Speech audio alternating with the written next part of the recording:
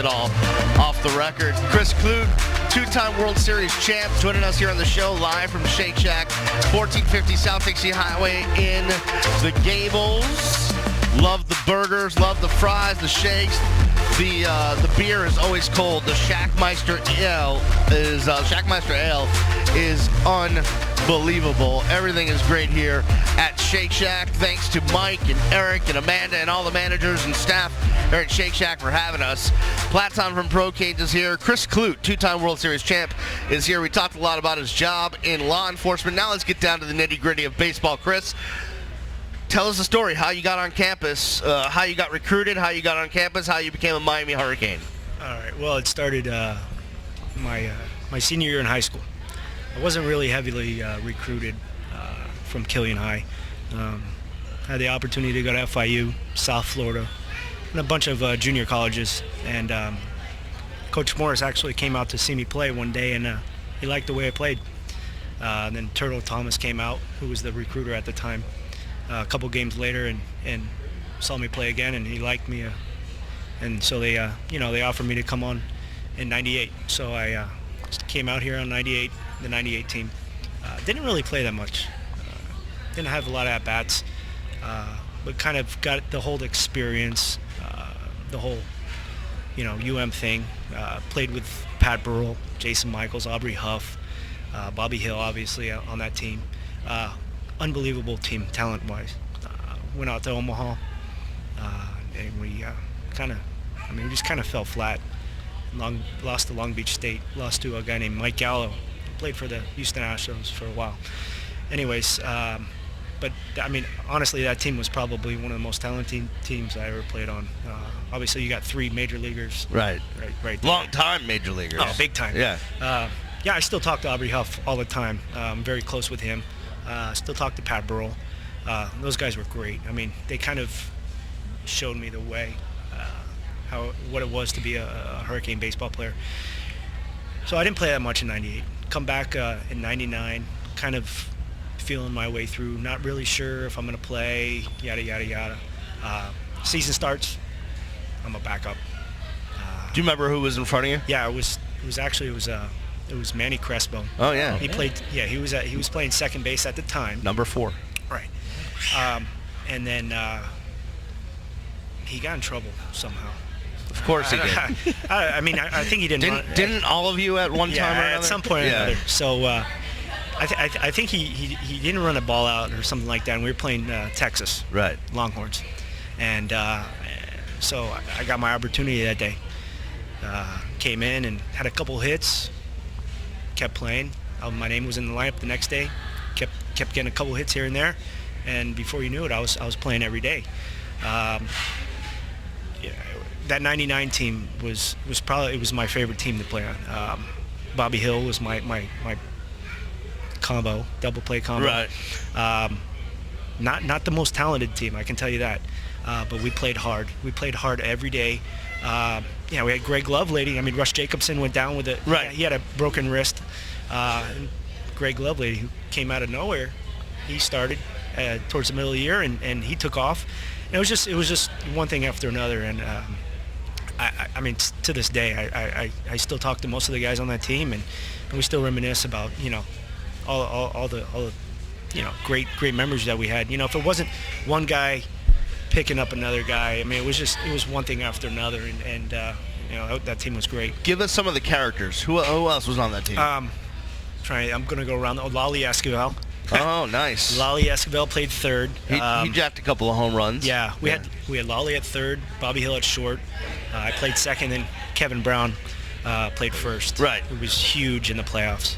Then we had Brian Seaver. Oh yeah. In fast. center. Yeah, in center field, he was quick. Mike Rodriguez in left, and Manny Crespo found his niche and started playing right field. And then we had Greg Lovelady behind the plate. But our pitching was awesome. We had Alex Santos, David Gill, and our bullpen was unbelievable with, I don't know if you remember, Michael New. Of course, Michael New. I ended up with Marlin for a little bit, yeah. He was awesome. He's actually, I think he's a pitching coach out at Cal, maybe? Yeah, he is. As far last time I remember, he was the pitching coach at Cal. That guy was tough as nails. we had a lead in the ninth inning. It was over. Game's over. Anyways, I think we reeled off probably 17 in a row towards the end of the year. Right. Obviously, went undefeated in the playoffs, regionals, super regionals. We played Wake Forest down here. That's right. Wake Forest came in. They had a pitcher named Mike McDougal. Yep. Dude threw about 97 miles an hour, and we faced him on Friday night. Didn't scare us one bit. And I remember the sun was coming down at the time.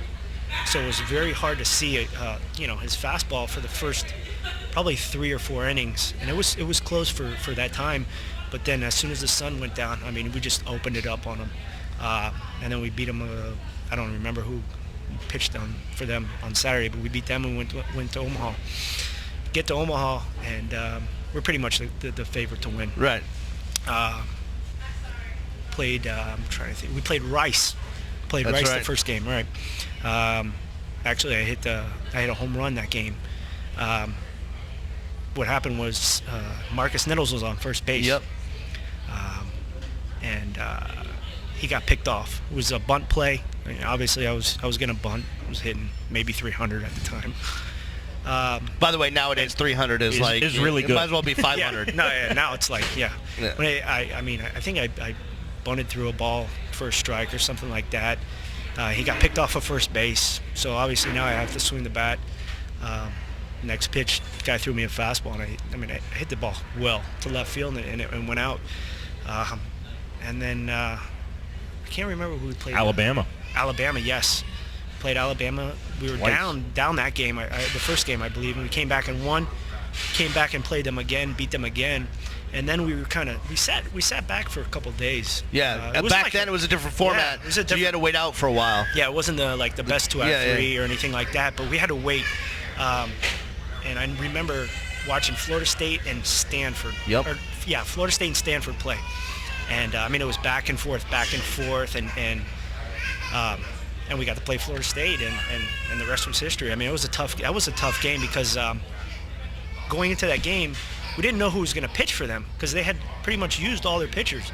And they brought the guy with the blown out knee. Blair Varnes, who I played against in high school, obviously, back in a tournament. But anyways, I'm sorry for my son crying over there. It's okay. Anyways, but cheering you get up. him a shake. Yeah. So we faced Blair Varnes, and he had just had knee operation, I want to say like 2 months before. I mean, tore his ACL. We're like, no way we're going to face this guy anyways. We faced him. He actually pitched well that game. And I mean, Kevin Brown came up big with a I want to say it was like a 2 or 3 run double. Yeah. That kind of blew the game open. They kind of chipped away, and then we're up 6-5 in the ninth inning, and I'm doing this. I'm thinking, oh my God, Warren Morris, 1997, and I'm looking up the sky, every pitch going, oh my God, please, oh my God, and bam. Mike New drops a curveball in to strike out one of their guys, and I mean, that was it. We jump on each other on the pitcher's mound, and Charlton Jimerson hits the back of my head with his knee, and I literally get knocked out for like 5 seconds. I don't remember. So you don't remember much? I don't remember anything. I get woken up by Bobby Hill. He's shaking me, and I mean, we were going crazy, and I mean, it was. And then that night was amazing. That night. Did you guys feel with that victory that obviously it's a national championship, but did you feel like you got the monkey off of Coach Morris's back? Yeah, we did. I mean, was that all sort of in the back of your minds? I mean, you say all you could think of was Warren Morris, but was it maybe something he spoke about, or was just this sort of elephant in the room? No. I mean, he never spoke about it during the World Series or before. But you knew it was in the back of his mind. Not only him, but Laser Clauso, the pitching coach. And I just found out after that game that Warren Morris had hit a curveball out off of Robbie Morrison. Well, Laser Clauso, being the tough guy that he was, he's throwing another curveball. We're gonna end this game on a curveball, and he did. And but it was what a feeling. I mean, unbelievable feeling it was. And then to go out and just party like a rock star that night. In Omaha. In Omaha. We owned that city that night. I can promise you that. Yeah, the old market had probably never saw anything like it. No. All right, so let's take us through real quick. Let's get to Well, I want to ask one thing, Beast, before you Why go not? from that 98 season where you guys were all world at, Jason Michaels, Aubrey Huff, Pat Burrell, and you lose all that talent, and then you come back and win the following year when nobody really expects you to because you lost all that talent. What were the expectations for you guys going? I mean, were you guys like, it doesn't matter that they lost. We lost those guys. Well, we're going to win it. Right. That was the mentality that we had back then. Was it doesn't matter, who we have. We're the University of Miami Hurricanes. We're going to be playing in Omaha. We're going to be playing at least for a share of the national championship, and the talent that we had in '98 only took us so far. And like I tell these guys now, I mean, talent only takes you so far. You got to become together as a team, and that's what we did in '99. Was we gelled so good as a team, and it was an unbelievable feeling. And that carried through, that gelling process carried through to the next one in 2001. Right. Because, I mean, you talk about a team that was so tight, had so much chemistry, just a bunch of great guys. 2001, I mean, was that team. Oh, 2001 was unreal too. I mean, we had a bunch of talented players on the team. Kevin Howard. Yep. Javi Rodriguez. He broke the stolen base record that year. Kevin Brown was back at first base. We had Mike DeRosa and Danny Matienzo catching. Right. Mike Rodriguez, Marcus Nettles, Tarleton Jimerson. Yep. CJ took off. I mean, we were just, a guy like Tarleton Jimerson, he didn't really play that much throughout the whole year. Right. 3/4 of the year, into the year, he finally, he got his opportunity, and look what he did. I mean, he's the MVP. Yeah, no doubt about it. So, but in your mind, 99 was sweeter. Yeah, just because of the expectations that we had at the beginning of the year. I mean, no one really expected us to win.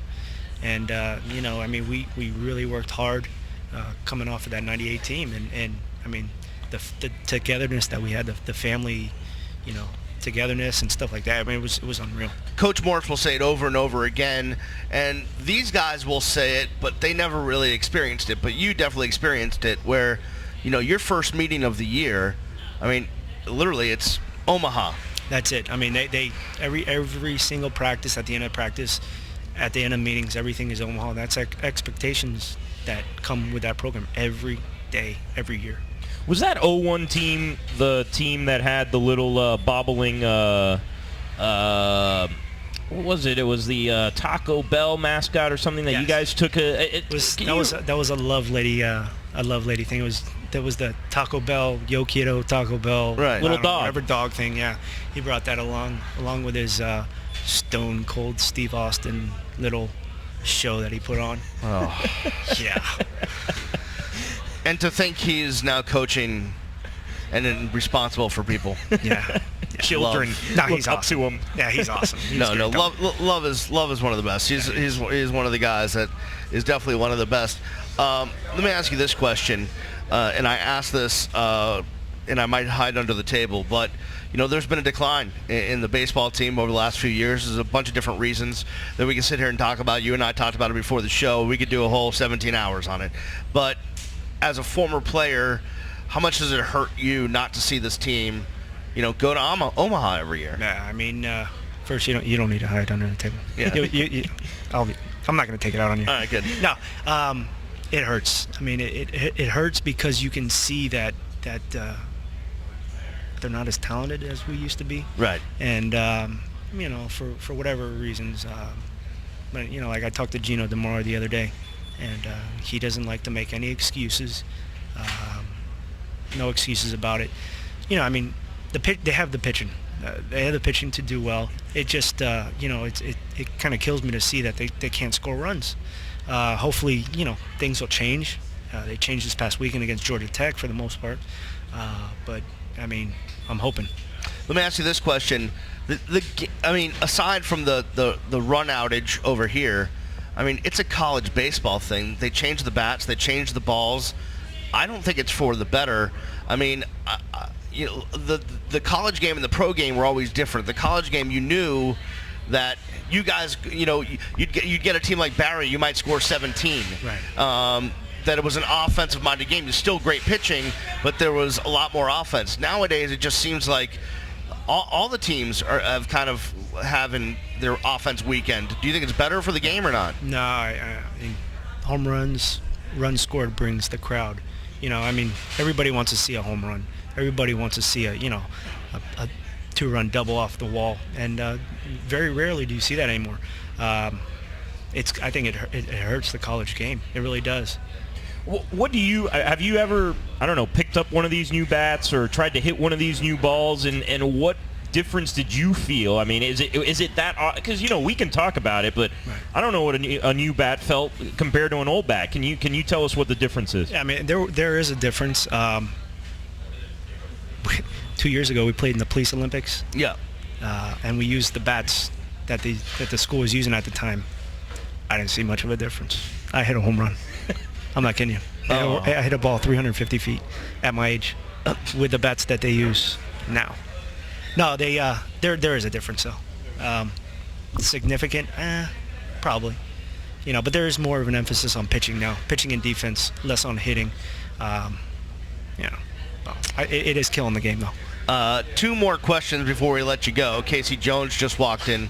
We'll finish it up with baseball, then I'm going to ask you a football question, because you're pretty much insane when it comes to rooting for the football team, which is fine.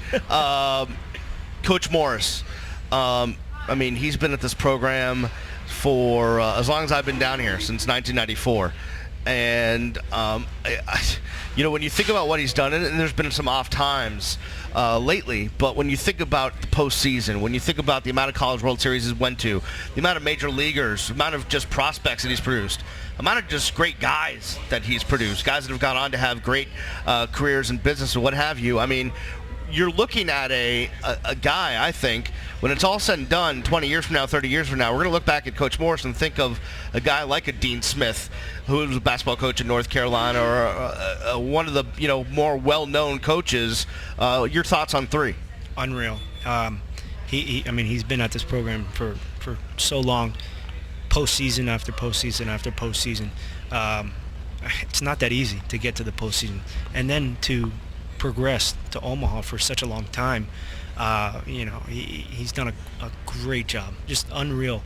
Obviously in the last couple of years it hasn't turned out to be the way that we've all wanted it to, for whatever reasons, recruiting, stuff like that.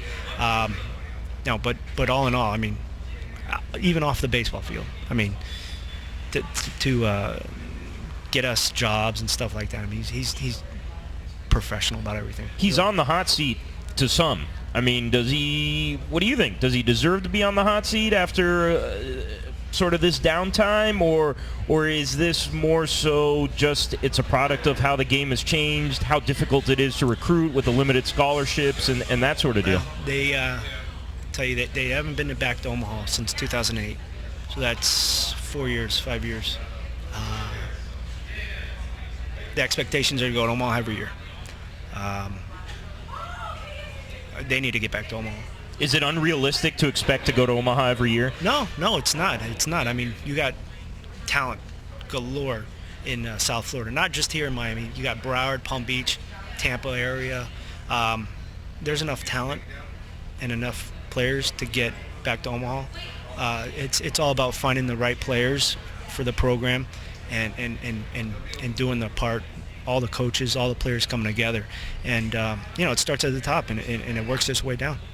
Casey Jones just walked in. We're going to have him on next, and I figured we'd ask you a football question since you're out there a lot.